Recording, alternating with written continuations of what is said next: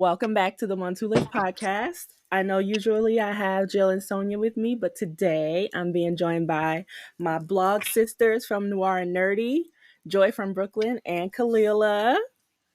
Welcome. So we are here to talk about the hopefully, maybe season finale of the TOWL. So let's get into it. So I guess we can start with that amazing first. It was again so tasteful. Like I don't know, they've mastered the balance between tasteful and absolutely romantic and just I've never seen a scene like that before. Because usually, especially now, like everything is so raunchy and out there and almost borderline vulgar. So to see something, see so little, but then see so much, I don't know. I think, they're really good at that. I'm not sure. Was it the same director from episode 4 on this one or no? He did Slovis did 3 and 4, and then Stratazemus did 5 and 6. Well, either way, both of them 8 on those. Don't get me to lying. I was not looking at them credits. I was not looking at the credits. Not gonna lie, we definitely wasn't. I didn't even hear the voiceover at first. I didn't hear the voiceover when it first started. I was watching on my phone trying to swipe them out the way. Oh, we're starting like this? Mind you, like leading up to like all of the episodes, watching, I didn't have like the nervousness with this one. And again, I had no doubt that Michonne and Rick were surviving, that they were getting home, that they were reuniting with their kids. I had no doubt that that was happening. But even still, like the whole way, my heart was just pounding. Stomach is like bottomed out. Just nervous. Just like, oh my God, what is going to happen? Like, how is this going to be closed out in this one episode? Like, completely trusted it that it would be. But just like where it was going to go was just... Oh, and then for it to start with that scene, I was like, oh, they're trying to kill us. Trying to kill us. And I felt like the vibe, like the love scene vibe in this one was such a different vibe from the love scene that we got in episode 4. Definitely. Both amazing in just 2 completely different ways, though. Yeah. No words. Yet again, no words spoken. Nothing but looks exchanged. Yeah. That was such a talent. And that's always been Rick and Michonne's story. It's always been about this connection and a conversation that they can have with just looking at each other.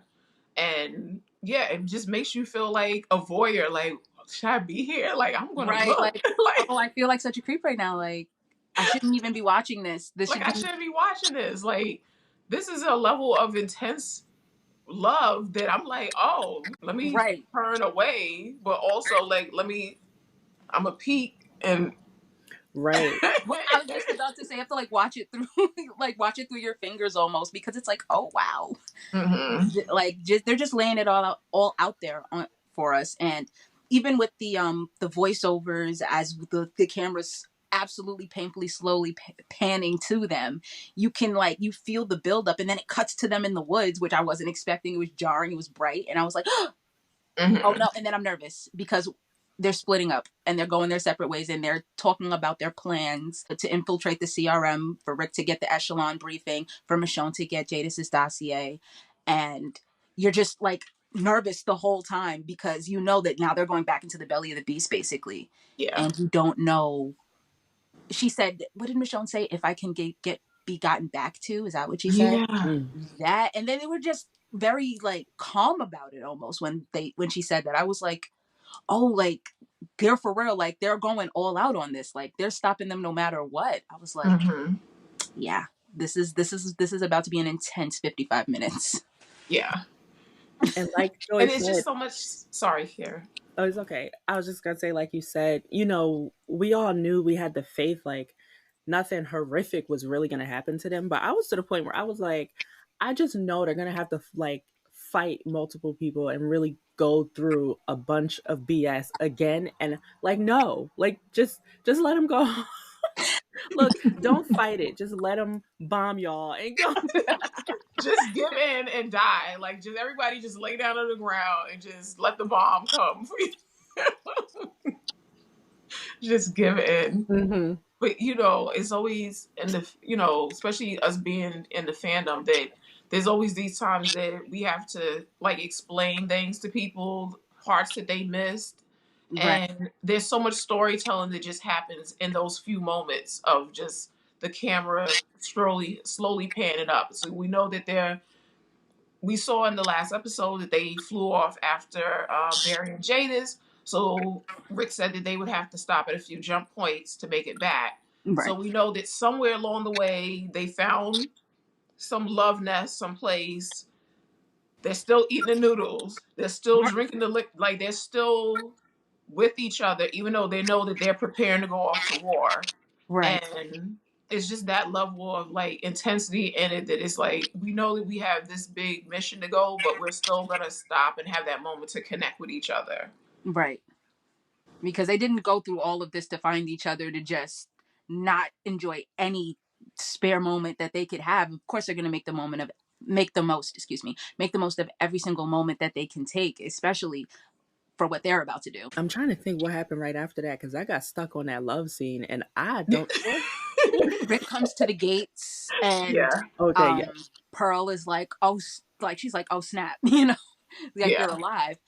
And he goes to get the briefing from Beale, who's out there, and he said he never even did his 6 years. He just yeah. became a citizen, which I'm not surprised if he was there from the beginning. I'm sure those are rules. You know, he's probably grandfathered in, no pun intended. And the whole conversation, I can't help but wonder, like, did Beale get any type of vibes, or was Rick really just selling it? Because I was like, I don't know. I felt like the whole time, maybe because I watched, you know, I have more information than Beale does, obviously. But Rick was giving vibes of, I'm going to kill you. Like, Yeah, like the whole you're not long time for this world, sir. I was live tweeting, and the whole time I'm like, "Oh, Rick is getting pissed," and Right? then they Like, you would don't see what switch he's the looking scene. at you. Yeah, and they would switch the scene, and I'm like, "Oh, Michonne is getting pissed." Like they both sitting there listening to nonsense, getting more and more pissed by the second, and I'm like, and all it was doing was just building anxiety in me. Yeah. Because when Michonne went into that room, I was instantly taken back to when she went into the governor's apartments, and I was like, Mm-hmm. It's about to go down. And she was tearing that room up because I knew Jadis wasn't going to give her the actual location. What a bird. Yeah. Because why you couldn't tell her it was in the cat. But anyway, after her room gets tossed, and I hear the sidebar, who just comes into somebody's room just because the paper knocks up against something? Let me Right, just like break in. what? Like, Yeah. But you know what? It kind of goes into what Bill says later about how they were planning on enacting martial law. So right, their no whole, freedoms. Like, yeah, exactly. Like, no no type freedom of for personal anyone. freedom. Exactly. Which is that's so disturbing. And they're Hmm. probably all just okay with it. It's regular for them because they're brainwashed. Yeah. Because remember, That's right. all of the military, they're all Bs, with the exception of like Rick for the Exactly. most Mm-hmm. part. And maybe like some of the officers that were there at the very beginning. Because again, like you said, grandfathered in. And you came in that that initial, you know, influx into the community that was always the thing for me with the CRM that was going to be an issue with the A's and B's system, that you started this and you obviously wouldn't have implemented that from the beginning. That's something that came in later on. But then on top of that, you have people who were kids when this started. Right. And this time span of since the fall, they're young adults now. What do you do with those people? Do you go through and weed them out? And so that's why I feel like Bill's plan was to enact martial law, because there was no way to control the people who had grown up and become A's in the Right. process from the fall to after. And so they didn't want to, I guess, systematically go through and kick people's doors down and drag the A's out of their homes. So they're like, oh, okay, we'll just lock everyone down. Right. And then it was too hard for them also to figure out who was Who's an it? A that was slipping by, who was a B Because it plus couldn't that just be was, them. Those yeah, three. who was a B plus that was becoming an A minus, or Like, so it's like, let's just lock everybody down because we don't got time to be trying to root out and have them sit here and ask them these questions. This makes me think of an interesting kind of tie-in question. Do you think any of the Walking Dead, any of the World Beyond crew would have been considered A's. Yeah, I think so. Considering, I mean, just what did they do? They left Omaha to go where, to Portland? Yeah. So I'm just saying that alone, kids who have never been outside of the walls before, deciding to take on a journey like that, like alone, basically, and to do what they did, I feel like it's A vibes for sure for me, because that's a lot. And there's probably people who would look at them like, oh, y'all are crazy. That's not happening. Like, we're not doing that. So I would think that they're giving at least inklings of an A. They're young, so, you know. Yeah. But it's definitely giving, each one of them have A qualities in their own way. Silas, corduroy suit boy, who's my favorite? Elton. Yeah. Elton. Yes. He tore that up. Yeah, even, and the sisters also. It was just in different directions. So for Hope was immediate, like, A, like, she's like, I'm not with the shit. Like, I don't have time for this. Yeah, the one who had the sign ready on day one, that was killing me. She said, let me show you what I'm about, actually. No fear of repercussions. Exactly. I think Hope, it just took her that she was an A, but I feel like probably because of her sister's stronger personality, her father being a scientist in the lead, that maybe she fell back a little bit. And then when we get to season 2 is when she finally says, okay, now we have to, you know, because she tried in season 1 with her like, yeah, we're going to go do this. And I was like, girl, no. Oh, no. That's what, again, when people talk about World Beyond season 1 and 2, and they talk about the difference between you suddenly pick up in season 2 and the kids are all ninjas and stuff, and I'm like, no, I needed that. I absolutely needed it, because another season of TWD meets Stand By Me, I couldn't have done it. It was, but when you think about it, it makes sense. Like the Walking Dead show was kind of like that too, where everyone was struggling with one walker at a time, right? And then we come, you know, season 2, and everybody's like, haha, yeah, let me kill all these walkers. Yeah. And like, you know, not that much time happened between these seasons where they're, sorry, I was just letting that car go by, where they're you know, picking up all these extra skills, and we're seeing them turn into like ninjas and swordsmen. Like, Jerry was a freaking swordsman. Yeah. Jerry was not to be played with. So, and that's, you have literally nothing else to do. There's no cell phones, there's no tablets, there's no TV. You have nothing else to do but train if that's what you want to do. So yeah, it does make sense that after a few months out in the world with walkers and assholes trying to kill you all the time, yeah, they better learn how to fight. Exactly. It's like, you better get ready to go, because especially if you're talking all this tough talk and you ready to go on missions, right, you better be prepared. Right, and which leads into Beale maybe not being that good at reading people as he says, because maybe more Ace than we think slipped through, only because, I'm sorry, but there's the vibes that Rick was giving by the time he got into that office. Yeah. How did you not see that coming? Like, or, you know, I don't know. To me, it was just seeming like, I was like, oh, maybe Beale's just ready to, maybe he's just ready to go. Like, maybe he's just tired, or maybe he's just, Okafor's gone. He sees that, he said to Rick, what, 14 years? That humanity has 14 years left. He's like, I ain't gonna be here anyway, so. He's like, yeah, I'm not. He's like, I ain't gonna be here anyway. But like, let's just start the stuff, because I'm trying to enjoy these last few years I got, actually. So I'm just trying to find someone to take the mantle. I'm hoping it's you now that Okafor is gone, because Pearl clearly isn't going to be. Well, maybe Pearl was brainwashed a little too easy for me. All of the years and years and years of being trained by Okafor, and Beale flipped her in one briefing. Maybe, I don't know, maybe Okafor's death contributed to that, perhaps. It was just jarring. She was all on board for Okafor's mission, and then you know what? That's why I was like, honestly, I don't think that she was really actually all on board for Okafor's mission, because remember when she had that conversation with Rick after about, you know, like, you spoke for me, don't speak for me, like, right? You know. She definitely said that. She said, not we. Yeah. Very quickly, which, and like, you guys' theory was that she actually was never a A in the first place. Yeah. But, you know, either, or maybe she's just a different type of A, but it's just, I don't think an A would have been okay with what Beale said. Hell no. And I think that's the thing. Like, there was nothing okay about what he said. No real A would go for anything like that. Okafor immediately didn't go for that. He got the briefing and said, "Oh, okay, I need to start building a team. Like, I need to find other like-minded people because we need to change it. No more A's and B's."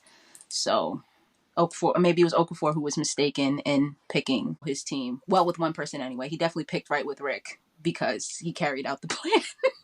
Well, I said, honestly, I'm like, there would be different levels. There would be different A's, because just because you're an A and you're a leader doesn't mean that you would care about humanity. So there's definitely people who are leaders who are just assholes and stuff. Mhm. So, you can still fall under that umbrella and be an A, but just not, one that is about leading in a positive light.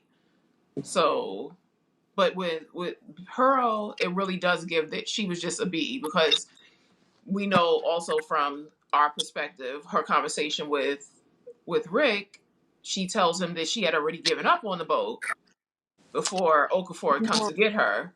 Then we also have the fact that Bill was able to flip her with the briefing so quickly, Which was so disappointing. Yeah, her being distraught when Okafor was killed, and her thinking that Rick was gone also. That also shows that she was always looking for someone to lead her. She was always looking for someone to lead her. She had got used to that, having been in the military before. That's the type of environment where they purposely break you down, like in your training, your basic training, so that they can build you back up in the direction that they want you to be in. So, yeah, she was already full on in that. She was just gonna follow whatever. You know what else I was thinking about? So they're sending these operatives out there to be undercover, which I'm sure we've all watched plenty of cop shows that portray and let us know that it's not an easy thing to do to live undercover. So they're living undercover in a zombie apocalypse all these years in these other communities, right? But you kill all your A's. So you're sending B's out into these communities to spy for Mm-hmm. you, who are just gonna become a part of the community and probably fall in love with somebody, and who cares about your plan at that point, because you Mm-hmm. killed all the A's. So who's left with the strength to follow through in what you sent them out there to do? Yeah, Exactly. because we saw Huck wavering. She was struggling. They So don't that like kind of goes A's. into like at the end where people were saying like, oh, there still needs to be more CRM, because like you said, that there's still embeds that are out there in these Mm-hmm. communities. But like you said, that most of them were bees that got sent out in the first place. Once they find out that the CRM is crumbled, and like you said, they, depending on the length that they've been in whatever community they were in, they'll just crumble from that, and just like, oh, I mean, I guess I feel like anybody who knows why Elizabeth Kublek is locked up is probably dead now. So she might Right. get released. mm-hmm. Right. There is that. And then Beale's son, I guess they were talking about him too. That's another loose end between that, the plants that Beale has, and Elizabeth potentially coming out, if that's, if anybody was thinking about that, if that's on the table, which I didn't even think about that. Which I was like, actually, I had thought that like, is Elizabeth got killed because remember earlier in World Beyond when she says to there was one of the other soldiers that wavered, and she sent him to the health and welfare complex, and then later on you saw that he was a walker, yeah, that he was one of the test subjects. So when she got sent to the health and welfare center, I assume that that's what happened with her also. You think they really, I mean, I guess, but I just feel like once someone gets to that top brass level, they might want to spare them. I don't know. I don't know. Yeah, it could be. And then also remember, at that point they had lost the scientists, they lost Layla. So would there have been anybody left to experiment on her at that Right. point? True. So she could still Also, be there. that damn Jeanette reminds me way too much of Elizabeth Kublek. Mm-hmm. And them trying to use yeah, walkers as very weapons, and much. their whole setup to me is just very CRM. Very, from the Like, outfits to the way they operate, it's very CRM. I thought that the first time I saw it, I said, ooh. CRM crumbs. Yeah. Because that's what it was giving to me. I think with Elizabeth, we got to see a little bit more of her conflict with it. And we haven't gotten to see that with Gannett yet. You know, there was that one little conversation with Laurent where he calls out like that she had some pain and she like fractured for a second and then pulled it back together. So we'll probably get some more of that in season 2 of Daryl Dixon. But yeah, you know, so I was like, again, when Rick is back and he's walking down the hallway with Pearl and she's just like, oh, you know, like, oh, like, yeah, like, I can't wait until you get the briefing. I'm so excited. I'm like, then when you find out what the briefing is, you're like, ma'am, you're a psychopath. Yeah, especially I'm thinking about parts where she's like, you didn't hear what I hear. You didn't see what I saw. And it's like, lady, are you serious? I know y'all haven't been here, but I mean, for like 6 episodes now, I've been saying like, no, she's not a good person. Like, and Jill's been like, no, I think, you know, maybe she heard the briefing and it scared her and she's not really in. I'm like, no, she believes in that. Like, she believes in it. And that to me shows whatever they said to her. I know it was horrible. That's what I was saying before. And she's down. She's fine. It don't matter what they said to her. She's okay with it. Yeah. That is B behavior. Especially because we know, and she knows, that Rick is moral. And so for her to come to his room to have that conversation, that would have been the only person she could have trusted to say, hey, it's crazy. He would have been the only person she could have trusted to say, like, I'm not really with this. Like, she could have came there and doubled down on Okafor's plan and said, Okafor's plan, like, Rick, you ain't see the stuff, but Okafor's plan, we absolutely need to do it. She could have came with that. She didn't even have to explain it to Rick or anything else, and she knows that he would have went along with that. So for her to come there and keep saying, like, oh, you haven't seen what I saw. You don't know what I know. Drinking the man's liquor up and stuff, and then requesting that he salute to her. I was like, oh, she done drank the Kool-Aid. She done guzzled it down. It's done. She finished the cup. She's made more. She's made her own batch at this point. And the flags, the red flags were there all along. But I mean, that had to be the final straw. Probably why he lost it like that in the finale. But we'll get to that because that was crazy. That fight. They were threw her like a bag of that was really crazy. Like they were really battling it out in that gas. On Twitter said she got tossed like a empty pack of tasteful nudes. Yeah. I was like, oh my God. But you know what? I did like that, you know, like usually in films and stuff, they'll be like, oh, we don't want the man to fight the woman type of thing. And it was like, no, this is a woman who's trained. This is a Marine. This is not like, you know she's what I'm ready saying? To fight him. And so she I like that they him one good time in the first episode. It's not like, you know, she is like some lightweight. She can, she has the hands. She has hands. Yeah. So I like that they had that included in there, and it wasn't like, oh no, Rick can't fight her. We have to just, you know, immediately defer to Michonne being the one that fights her. And I was like, nah. Right. Like, no, Michonne could finish her up. She could finish her off. A little, then Applebee's 2 for $20. I'm just saying, I thought it was cute. I love teamwork. You know, I love teamwork, and that was good teamwork. Yeah. Because, and again, Rick fighting for years and days and forever. It seems like he's always fighting forever. And then here comes Michonne, zoop, zoop, finish. Literally 3 moves, and it was done for. Exactly. As usual. She always has to clean up after him. Okay, let's explain how people keep... I mean, of course, if you're the star of a TV show, yes, you're going to have plot armor, but it's not as much plot armor as people think it is. Because his CRM military uniform is made for them to not easily bite through. Right. I was just about to say that the ridges, all of that is specifically made so that you can't get bit. The neck guards are supposed to like stop your neck from getting bitten. The helmets, I mean, they're literally made to be bite proof. Yeah. I had to remind some people, I can't remember if it was in the spaces that we did or something else, but I was saying about in episode 1 when he goes to escape and he's partially down the manhole, and the father Walker tries to bite his arm. Yeah, and he He was can't getting bite nothing. through. Yeah. Yeah.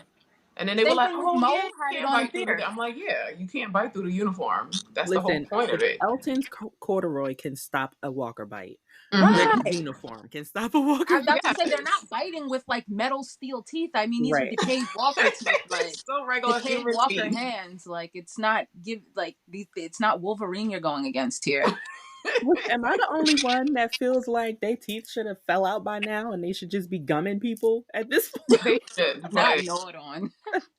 Imagine getting gnawed on by a Walker. I would be so annoyed because what are you doing? Okay, like, do y'all what are you believe this doing? 14-year crap that he's talking about?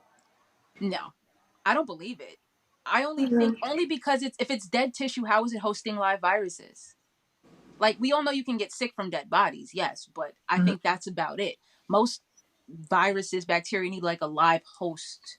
And I understand that walkers to a degree are alive because they're walking and moving, but there's no cellular. I wish I could remember what happened in science class, but there's no, what is it, cellular restoration, whatever it's called. Nothing's happening. There's no growth. Nothing can Yeah. Right. multiply and grow and be fruitful in a walker except for a parasite or, oh my gosh, no, that would be actually scary. But except, but Well, even I then, a was gonna say, I parasite was needs like, something because living to eat. You know what I'm saying? we do see like the walkers becoming habitats for Right, like things melting to into grow Yeah, on trees that's true. them. and things like that. So there's a possibility with it there, but again, it's like how wide would it, how how would it spread to Right. Hmm. humans from there? And So they could have focused on mitigating that, no, instead of killing again, even more of humans. Like they're gassing people right and left. Right, they're creating these large There, hordes you that they're could be afraid of now. large scale eliminating walkers. exactly, you could have said, "Oh, we're going to march We across the world and we're going to put all the walkers down so that the diseases that they could possibly be carrying don't end up out here." But they're exactly like, like, "Nah, let's just kill people and make more walkers so that the little bit of us, Right. the 100,000 of us that'll be left, will right. have I a guess whole lot of infectious walkers out right, because then there." eventually you're going to run out of people, so therefore you're going to run out of supplies because a lot of these scavenged supplies are finite. It's not like Mm-hmm. there's an endless supply, so you're cutting down the numbers that you need in order to repopulate the United States and the planet. It doesn't make any sense in the long run what Beale is even thinking about, which is why Rick was like, yeah, no, you're out. Like, let me go ahead and finish you off because that didn't even make sense. You just made that up. Right. I'm like, so what intelligence level are these people at that they heard this plan and was like, oh yeah, that's a great idea. Let's do that. Mm-hmm. Are you Well, serious? that's the thing too. Is like you gotta remember also that some of these people, like remember with Elizabeth Kubrick, the guy when he was like, yeah, like this is crazy and stuff. So you're in a place where most of them is like, if I speak out against this, then I'm gonna end up as a test subject. I'm gonna end up as a Walker or a Delta or whatever they. Exactly. So Got to play it, ball to literally survive. yeah. But Uh, so that's why I was thinking that there would have been more of them. Well, obviously not in the red stripe squad, but like the other CRM officers, that more of them may have been involved in the revolution that was going on. So it's possible that that was going on. Again, some people were saying maybe if we get a Tales episode that shows about some CRM officers who weren't with it and what they were trying to do. right, because we got little crumbs so far. We got Al and her And Isabel, yeah. Isabel. Yes, we got Al and Isabel, which was cute. There was a little something, but it was just crumbs, So maybe an in-depth tale story would be nice for those who are absolutely hell bent on getting more information on the CRM. Mm-hmm. Where are we? Okay, the elevator. Can we talk about the elevator? The world's Oh, wait, we longest didn't get elevator to. ride. Okay, we can jump to that, and then we can come back to the other Oh, thing. no. Let's go back. My fault. My fault. No, I might. I was just gonna say because again, we were talking about when Michonne gets into Jadis's Jadis's room. apartment. Oh my gosh, yes, I did skip that. Girl, So, you lived in the trash dump for a reason because that room what was is not. going on? You What is just happening? got here. Why's your room a It's mess been already? literal days. Where did you get all of this stuff? She's got clay. She's got easels. The bed is not made. Like it's just so much going on. out It's of so much race going on. completely. I was like, But girl, I can't. her making herself another cat was so petty because Right.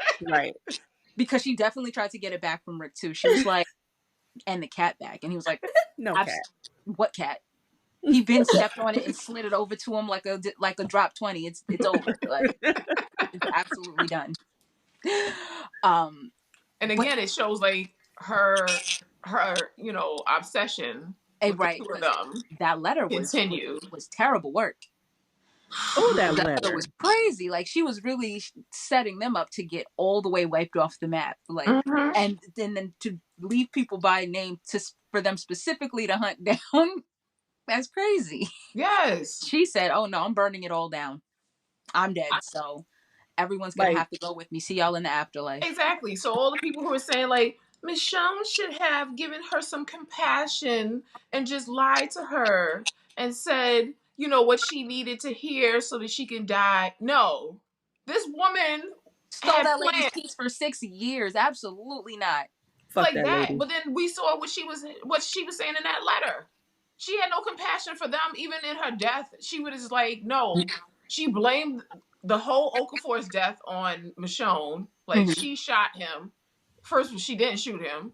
But, okay. Right. Lied on her at that. Like, yeah. Please. It was like, you did that on purpose because you wanted them to go to Alexandria and the other communities with a vengeance. Mm-hmm. You did that on purpose because you wanted them to go there and not ask any questions. You wanted them to go immediately with bombs and just drop and decimate that community. So, no, she doesn't need any compassion in her last moments. Goodbye. Like, please. And don't let the door hit you on the way out. I know she's looking up like, wow, they really just wiped them all out. Yep. Just not the looking up again. Listen, a lot of people from this show is looking up. A lot of them are looking up.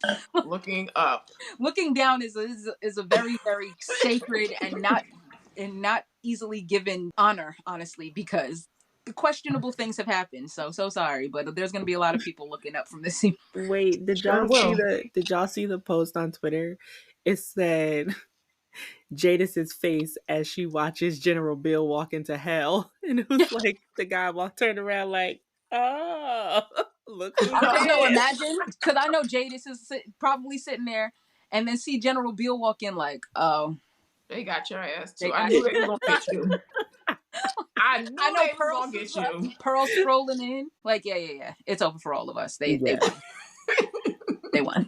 First she's sitting there by herself, and now it's 500 people there with her. She's like, what the hell? Exactly. She's like, oh yeah, I knew. And again, that's what they should be beating her ass, because if she had just minded her business, this wouldn't happen. Like, she really could have minded her business, like, and everything would have been fine. Why were you following them? Like, why was you skulking around in the first place? This is exactly why you always end up in something. Because you don't mind your business.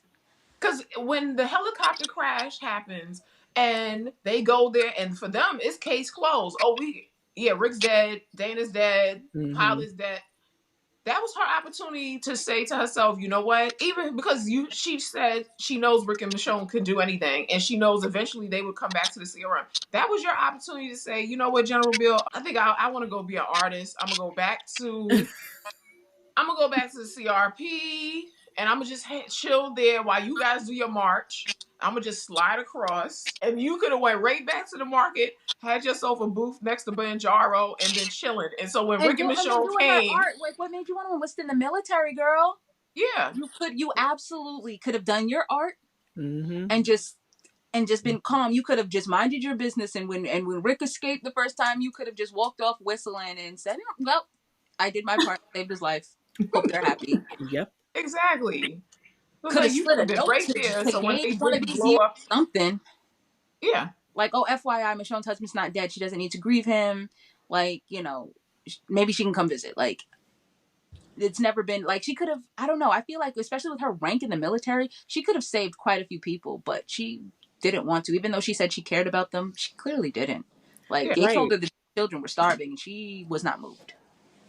So. But the way, like, part of Bill's speech when he was trying to, like, really bring Rick into the fold. He's like, bring your wife, girlfriend, kids. I don't give a damn. I He's like started your He said, lover. Rick, whoever. Like, oh, you could have led with that, Bill. Like, you could have opened up with that. Maybe he'd still have a hand.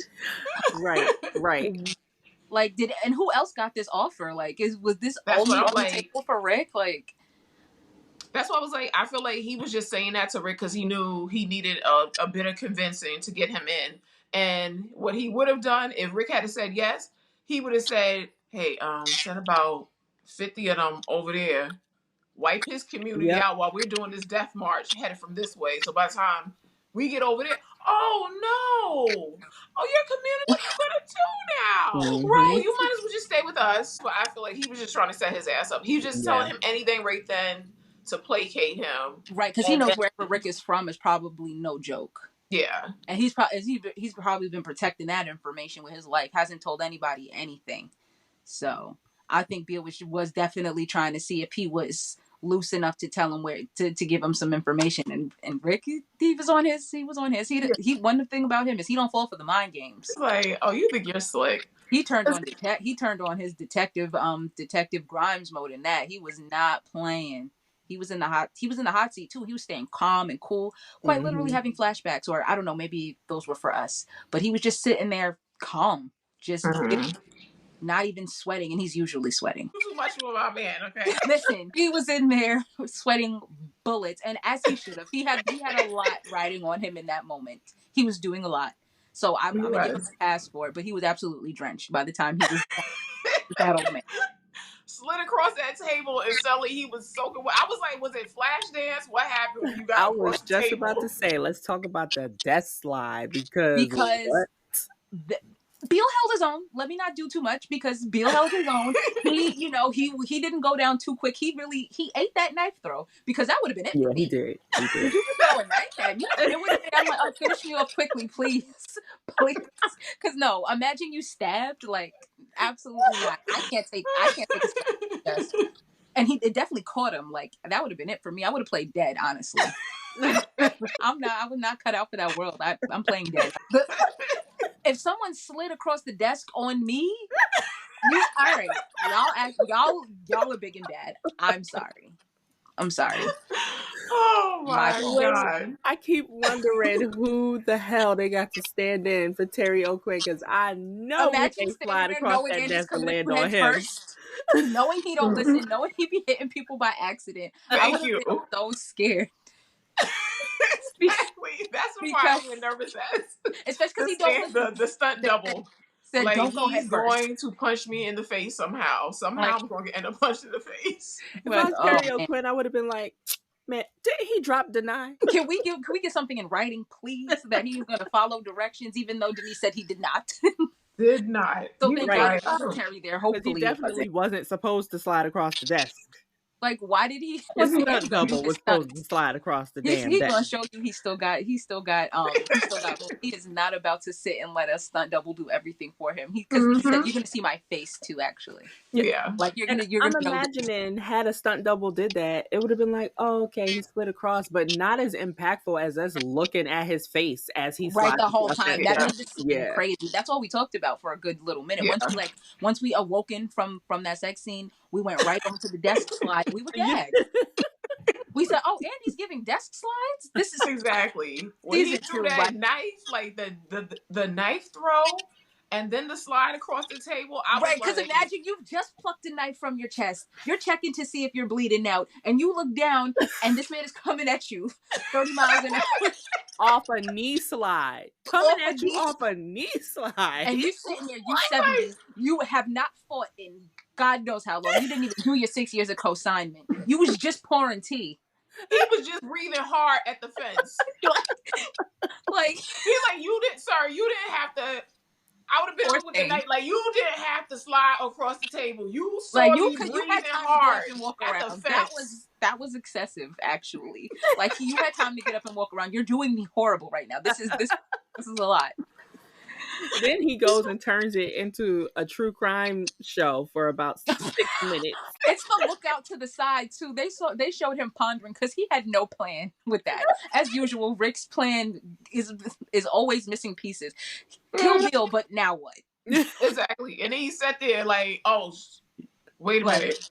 Let me get this radio. What am I going to do? Because he knows absolutely in that moment that Pearl is going to want to talk to him about the briefing. And he's like, nah, Bill sent me to do something real quick. What? He went into the woods to be alone. You don't think she's gonna check? You know she knows. She knows she's gonna go check. Like, please, like he might have a ritual that he does after he gives the briefing or something, and she probably like, why the fuck would he go out into? That's not what he does after he gives the. You know what I mean? Yeah. Right. He's like, that's not. Y'all was supposed to have tea, and then go. I know she's looking. She's sitting there wondering, like, he definitely was. I was like, that was another thing in that scene. I was like, sir, he ain't give you the uniform or nothing. You are drinking, you making tea, you glancing out the window. Like, do you not see this man give you the murder glare across the table? Right, you walking around telling your story, how you sacrificed Pittsburgh for Philly, and you don't even notice that you about to get sacrificed. Like, yes, that was the thing that drove me crazy in that part, because Rick is telling him about how he had to bite a man's throat out to save his son. Mm-hmm. And your response is, well, I let my whole community get destroyed. Like, I set them up for the kid. You thought that was going to impress Rick? Like, he was going to say, oh, yeah, you're a leader that I should follow? Like, he's like, what? Those are false equivalencies. He was about to be horrified, as he should be, because why would you do that? I was like, sir, that's not impressing this man. Again, we're like, okay, we've known Rick for seasons, so we know, like, how he's going to respond to certain things. But again, Bill, like, you sat on the bench with this man. You're sitting across this table with this man. You've had other conversations with him. Like, you can't tell that he's not with the shit. Right. Like, you don't, what was the theme? Not leaving people behind, and you sitting here telling him that you left a whole city behind to die? Like, that's absolutely not what Rick is going to go for. Even if he never reunited with Michonne and he made it to that briefing, that probably would have made him snap just the same way. And Bill still would have ended up getting wheeled in a box somewhere. Because what do you mean you let your whole city die? That's crazy. How'd you get this job? Absolutely. But he knew also, because that's the reason that he did not promote Rick in that position, that he gave it to Pearl, because he knew Rick was not going to go along with this.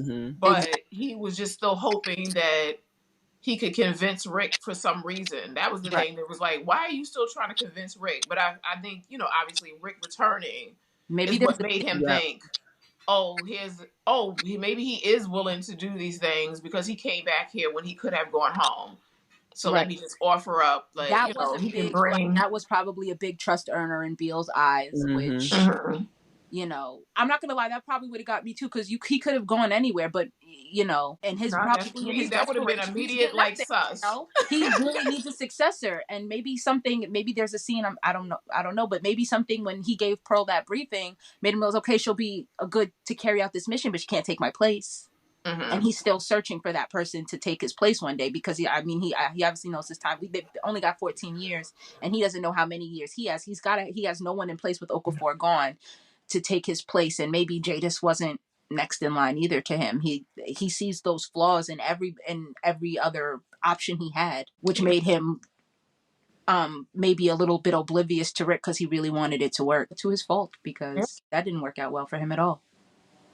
Not at all. Slid right across the table. Literally caught him slipping in the worst way. And it's so, of course it would be a sword that he has to swear on. Like, that was his sword. Once he saw, like, that's his wife's secret source of power. Like, you just charged him up, actually. And he to give a monologue while you have a sword through someone's hand and you're just moving it. And he's suffering, like, that was not by accident, because he was really making him suffer. He was like, no, you've done some atrocities. You had my wife gassed and took a year from her, because I'm all of that. And then all the time he lost, because remember he said, the time he lost. So he was angry and he wanted to get his lick back. And I feel like he did it in the most humane way he could. There's so long you can torture someone before it starts to get weird. Oh no, I can't hear you. Sorry. I can hear you now. Okay, yeah. Okay, sorry. I like that he said about that, you know, he didn't lose his son. Because, you know, obviously when he tells, you know, Neil about the part earlier, and then he's like, oh, you know, you lost him and stuff. And I like that he was back to like, that, you know, Michonne coming back, the phone, the conversations, that all reaffirmed is like, I didn't lose my son. Like, he's still here with me. Matter of fact, I got another one. Right. My I wife know came he for was like, me. Like, you know, like I those 2 days haven't. with Michonne really put his head right, because he came back on a whole, because I was nervous. I was like, oh my God, like, is this briefing going to like draw him back in? He's like, oh no, I absolutely, he's like, I can't believe I was all in for this. This is terrible. Yeah. I was wilding. Like, he came to his senses so quick. Yeah. So I just loved it. It was, because, you know, they usually like to give Rick, you know, some nice meaty monologues and stuff. So I liked it. It was short, it was sweet, and it was perfect callback to episode 4 and 5, him coming back.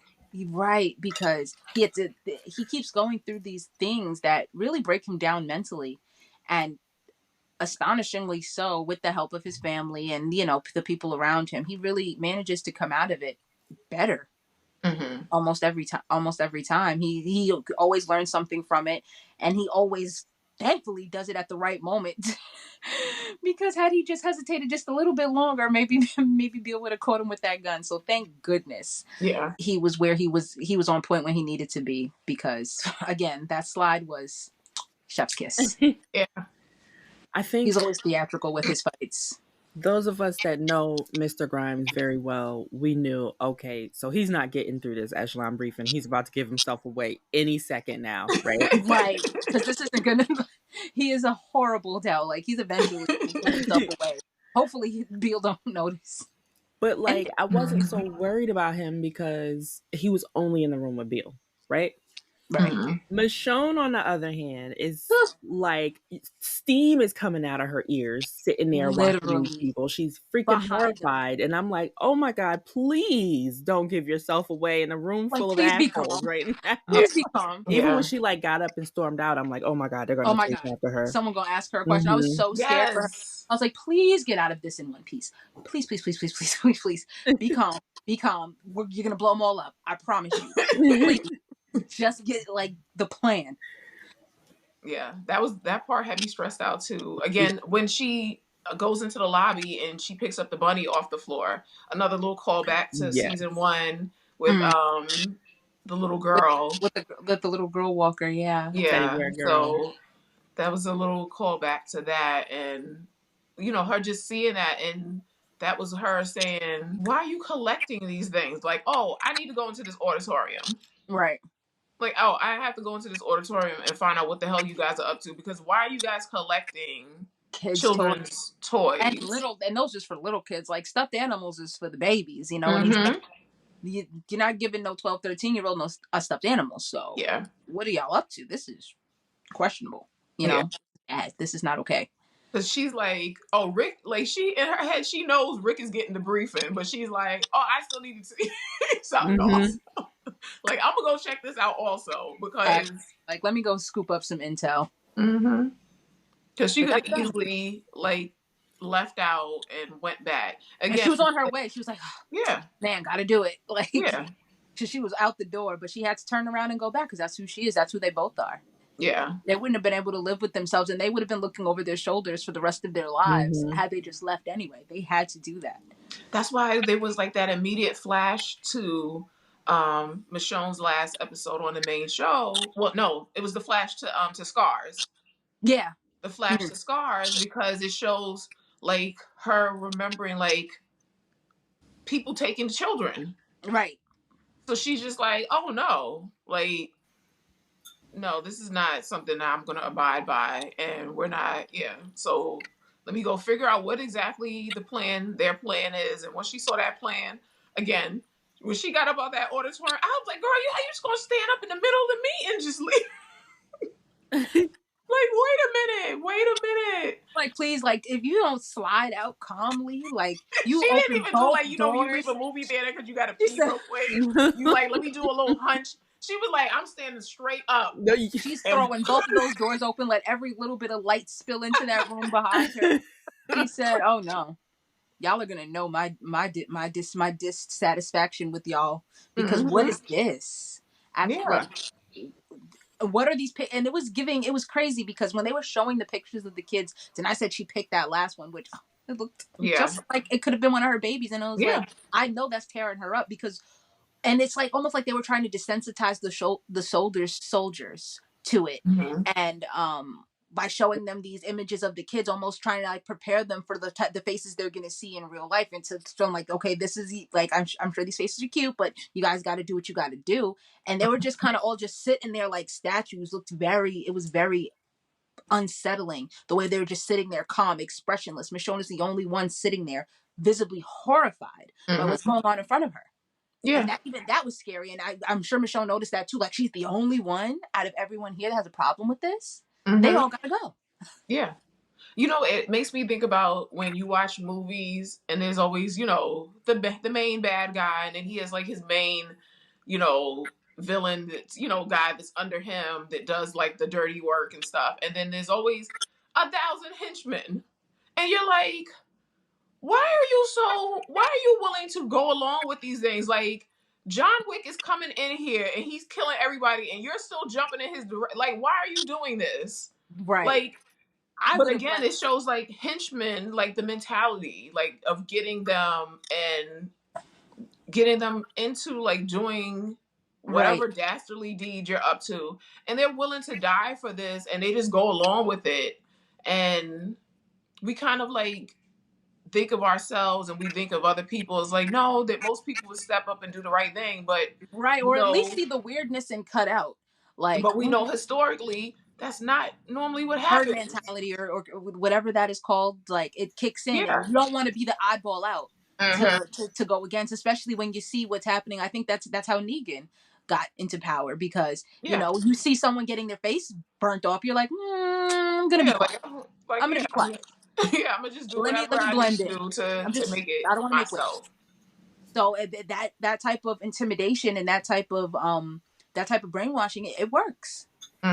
When you see people getting anybody who doesn't fit the criteria, if you speak too much, or you just get disappeared one day because you had too many opinions, you're gonna stop having opinions. So, you know, that's what happened to them. And when you get to that point where you're willing to sit by and let horrific things happen in the name of protecting yourself, I mean, you get what you get. Yeah. Oh you yeah, know? let me make sure I slide this in here too, because you can't convince me now that they were not trying to take my girl Connie to some CRM facility to be used as a test subject. Y'all remember that moment? Wait, which Remember? one? So they sent most of our group in 11C of The Walking Dead. They sent them basically to Alexandria, Outpost 22, right? Oh yeah, they turned it into a jail. Right. But remember, Connie got put on a train, Yeah. and they said that all they know is they go far away and they never see him again. Yeah. What that sound like? Yeah. Oh, I'm horrified. Because again, that goes into you guys' theory about Lance possibly being one of the embeds. And she was a journalist before exposing people. Yep. Oh no, yeah. Bad things were probably going to happen to Connie. Thank God.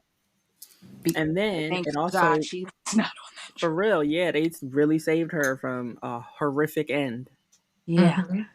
But that it also makes me think of Padre and them collecting kids, and it's like very weird, brainwashing them, changing their name.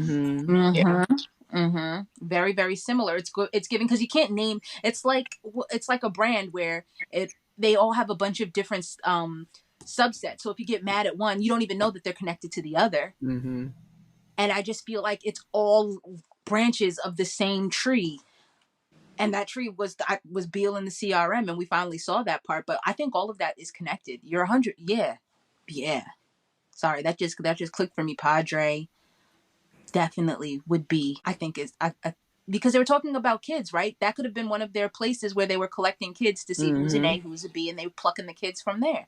They could be getting their operatives, like, once Padre raises them and trains them to whatever they want, then they could be going there to take the older ones as operatives to plant them in other communities. there's a lot of different directions that I think the CRM storyline could go in. People are freaking out, like, why would they end the storyline? It is not anywhere near over. Right. It's not even close to being over. Like, right, like you said, it's probably a factor in France. Yeah. It was. I mean, Fear is over, so we're not going to obviously get anything else there. But there's still so many places, and then Dead City's in the future, so Yeah. they have an opportunity with that to show us a world without the CRM materialized and came back somehow and was actually still working behind the scenes, or what have you. Because I mean, there's no way that they're either a factor or they're not, but in Dead City, you know what I'm saying? They either are, they aren't, either not going to get addressed or it is. But I'm definitely interested to see, since it is set in the future. I'm almost certain, right, that it's like it's after Daryl Dixon, it's after The Ones Who Live, it's the furthest spin-off in the future. It's even after that episode of Tales that's supposed to be set way into the future. It's after that too. Oh wow. Yeah. Okay. So then, that I definitely would love to see a CRM mention in that, just because of the time frame alone, just to give you a clue of what's happened since then. Because obviously, things at the end of The Ones Who Live, things have changed. Yeah. You know. So. But yeah, we could do that on the other shows because that's not what this show is about. Those shows. So all the people who tuned in, so they thought that that's what this was going to be about. Like, surprise. They've been saying epic love stories since. Although that's got to be the direction it's going to go in, because you see the response to The Ones Who Live. We need more. Mm-hmm. More is needed if they're going to listen to the majority of. I mean, excuse my language. Numbers don't lie, so you got to show the people what they want to see. Yeah, or not. But we'll see. We'll see what happens. Like, there's potential there. There's potential. There's a lot of potential there, and there's so many ways that could go. I'm really interested to see that, definitely, because that would be a really good tie-in, and just and if there's some grand reunion with everyone. I mean, there's no way you can't address it. There's no way you can't. Excuse me. There's no way you can't address it if there is some big reunion coming later. How would you? Tie that in. Everyone's got to get caught up. One thing that I do love about all the Walking Dead shows, seemingly, there's never like love lost. Like, if they need somebody to come back, they had Morgan's wife and son come reprise their roles. Yeah. They do right by their people, because nobody's ever upset with them, and good, as they should not be. Mm-hmm. Mm-hmm. It just goes to show what a good work environment it is, and how good the people are, because, to be able to call on people from 14 years ago, or excuse me, from 10, 11 years ago to come back and reprise a role is woo. And then they're more than happy to do it too. More than happy to. Yeah. And didn't they eat looking exactly the same? I know. Yeah. I said, come on, Jenny and Dwayne serving. And they also like to uplift, their actors and stuff, because they bring them back as producers, as writers, as directors. So it's truly a family. And I think that's why it's so easy for the fans to become these different groups of different types of families within the fan base as well. Look, we done went all around in circles. Let's rewind it a little bit and bring it back to this 45-minute elevator ride that we had to take. Right. Okay, yeah. Okay, I was wondering when it was safe to mention the elevator ride. Man, that was the most stressful moment in the whole episode for me. When he gets on and presses 6, and then it finally got to the ding for this 2. I said, we just getting the 2. What is someone pulling this elevator by hand? Like, what is happening here? It was so, I was sweating too. I was like, oh my gosh, please. And then I'm looking through the mask. I'm looking at Rick. He looking at me at this point. I'm like, I can't help you. Like, you better hope that. And then this guy looks down. He doesn't even give him a chance to ask what it is. Is it ketchup? Right? Is it a Kool-Aid? Nothing. We're instantly tussling in this elevator, which is crazy. Because Rick jumped him first. Yeah, he said, slammed him into the wall first. I can't even risk it. Can't even I risk it. can't even. But I was like, that was the slowest elevator ride. It was stressing me out. I was like, freight elevators aren't even this slow in real life. Like, I was just about to say, there's barely anything on here. I This was is like, should and be we're just moving on the sixth quickly. floor. Why are we going to the sixth floor? I'm like, Like, Rick, stop looking at the floor, man. You look Stop looking nervous. at the You look damn guilty. floor. Your cop plate cool. Jesus. oh my god! And again, I thought I was like, oh He was Lord, instantly under the bed again, like 411. Sweating and shit. That's the vibe it gave me though. That oh my god, like who's gonna like? Am I gonna get found out? Like remember when he went to like when he had to like hold his watch to stop it from ticking because it was too loud. I was like, oh man, this is intense. And then they started just fighting, and then Joy, you put the best gif up. He started pummeling this man. I've never seen Rick get this many punches in back to back. Never. They corrected some wrongs with that because this poor man. They must have heard us talking all that trash. Like, It was he'll like, give you a good kick, if it's one an thing Rick amazing gonna kick. do is get his ass beat.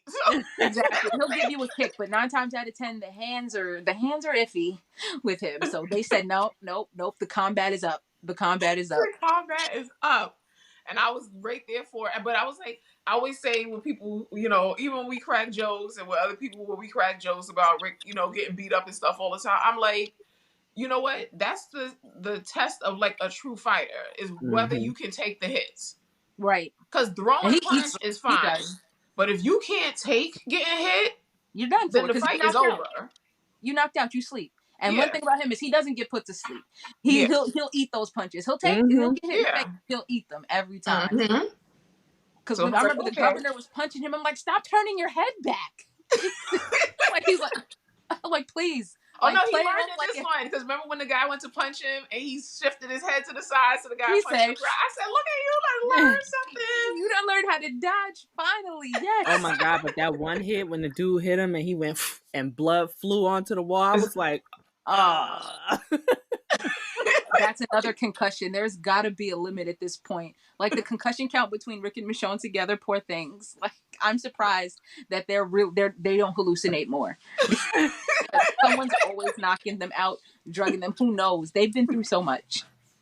And even Michonne knew because when the elevator finally gets to where it's supposed to be and it opens up and this man is on the floor, she's like, Rick. Yeah. So she had to bring him back because she was about to get tackled. For real. Yeah. Yeah. Definitely about to. He was not going to give it a second. So she had to make sure he heard her voice before he got to work on her next because again, that feral look that Rick was giving right there as the elevator was coming back and he was looking like whoever's on this, like I'm about to kill that. Like that feral look that's Red Machete. That's Murder Code. It was all right there in the eyes. I was like, and again, I just love too that Michonne is just not fazed by that at all. She's like, Rick, what are you doing? You up here killing people? He's like, what is it? Rick, what's in the box, man? What's this dripping box that you done brought up here? What's in the box, man? What's in the box? What are we gonna do with this? And he's like, so babe, what happened? Remember I was supposed to get the briefing and then we were going to dip? Like, you know, I might have killed someone. Look on his face when she's like, what's that?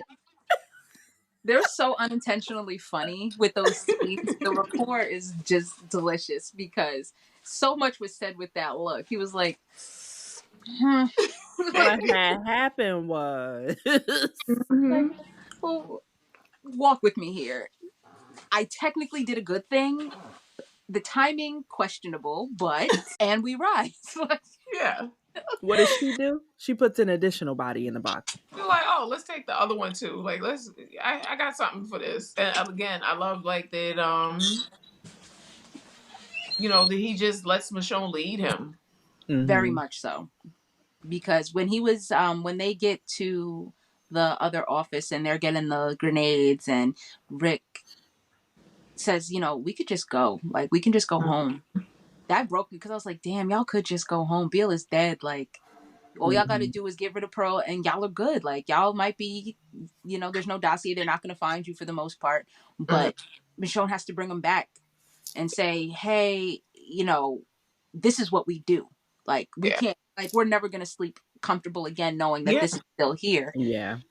And poor man, he just wants to go home he just wants to go back home to his babies. Like, he is so tired at this point because she's really broken through to him now at this point. He wants to go home almost, not more than her, but he really wants to go. Like, he doesn't even want to even risk not being able to come home to them. And that was like, that let me know that episode 4 really got through to him. I was afraid that the programming was a little bit too deep and there was something still there, but no, he was so out of it that he was ready to be out of it. Yeah, because again, it goes to the little flash of them, you know, in bed preparing for the plan, and when she says about, you know, if he can, you know, get back to her. And so that's when he's just like, do I even want to risk that? Like, we're back together again. I got the echelon briefing. We killed Bill. Like, do we even need to do the rest of this? Because I don't want to risk again us going into another circumstance where I could lose you. Exactly. And she's just like, nah, babe, you ain't see them the children. Like, we can't let this happen. Like, we gotta do this. Like, this is us. This is what we do. Like, we're a little crazy. We're a little crazy. We always been a little crazy. I also it's like that perfect like, combination of, like, when you meet somebody that you're like, oh, you know, there's a little something right with me a little bit.